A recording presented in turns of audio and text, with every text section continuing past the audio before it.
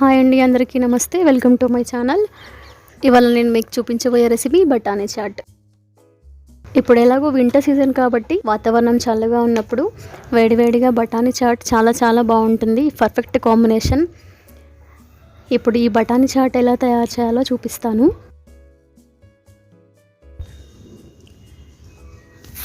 ఈ chat preparation కోసం yellow బఠానీ బయట మార్కెట్లో దొరుకుతాయి. ఈ ఎల్లో బఠానీ 1 కప్ వరకు తీసుకున్నాను. ఇలా 1 కప్ తీసుకొని ఒకసారి వాష్ చేసుకొని ఓవర్ నైట్ నానబెట్టుకున్నాను. ఇలా ఓవర్ నైట్ నానబెట్టుకోవడం వల్ల తొందరగా ఉడుకుతాయి.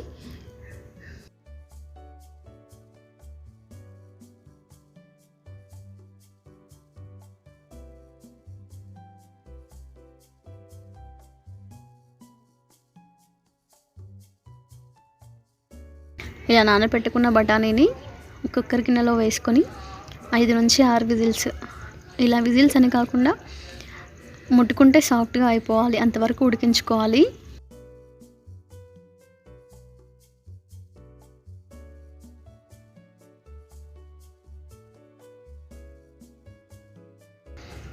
వీడియోలో చూపించిన విధంగా ఇలా మెత్తగా ఉడకాలి.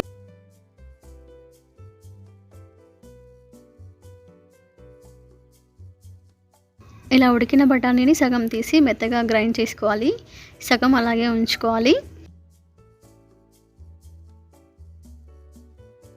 తర్వాత పొయ్యి మీద ఒక గిన్నెను పెట్టుకొని 1 టేబుల్ స్పూన్ ఆయిల్ వేసుకోవాలి. నూనె వేడెక్కినాక సన్నగా తరిగి పెట్టుకున్న ఆనియన్స్ వేసుకొని ఒక 2 నుంచి 3 నిమిషాలు ఫ్రై చేసుకోవాలి.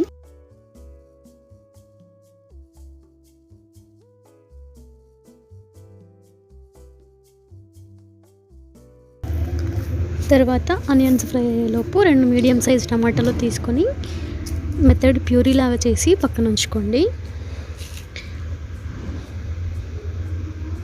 ఆ తర్వాత ఆనియన్స్ ఫ్రై అయిన తర్వాత ఆ ప్యూరీని ఇందులోకి యాడ్ చేసి మరొక 2 నుంచి 3 నిమిషాలు ఫ్రై చేసుకోండి.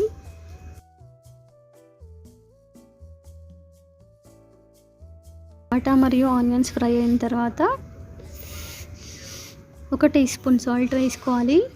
సాల్ట్ వేసుకున్న తర్వాత ముందుగా మనం గ్రైండ్ చేసి పెట్టుకున్న బఠానీ మిశ్రమాన్ని, ఆ తర్వాత మిగిలిపోయిన సగం బఠానీని కూడా ఇందులో వేసుకొని కలుపుకోవాలి.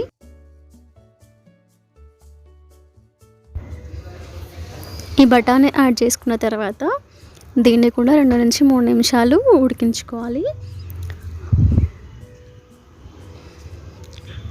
ఇలా 2 నుంచి 3 నిమిషాలు ఉడికించిన తర్వాత 1 టీ స్పూన్ పసుపు, 1 teaspoon chaat masala, 1 teaspoon ధనియా పౌడర్, 1 టేబుల్ స్పూన్ కారం వేసుకొని కలుపుకొని లో ఫ్లేమ్లో 2 నిమిషాలు ఉడికించుకోవాలి.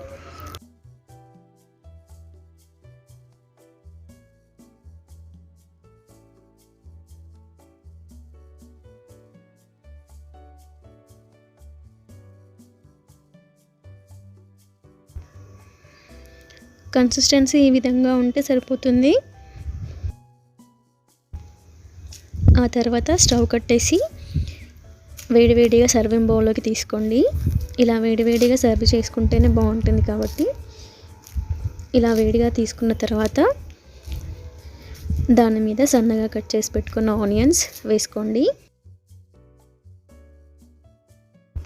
ఆ తర్వాత సన్నగా కట్ చేసి పెట్టుకున్న కొత్తిమీర మరియు పుదీనా కూడా వేసుకోండి. ఆ తర్వాత సన్నని సేవ్ కూడా వేసుకోండి. మీ దగ్గర సమోసా ఉంటే సమోసా కూడా వేసుకోవచ్చు.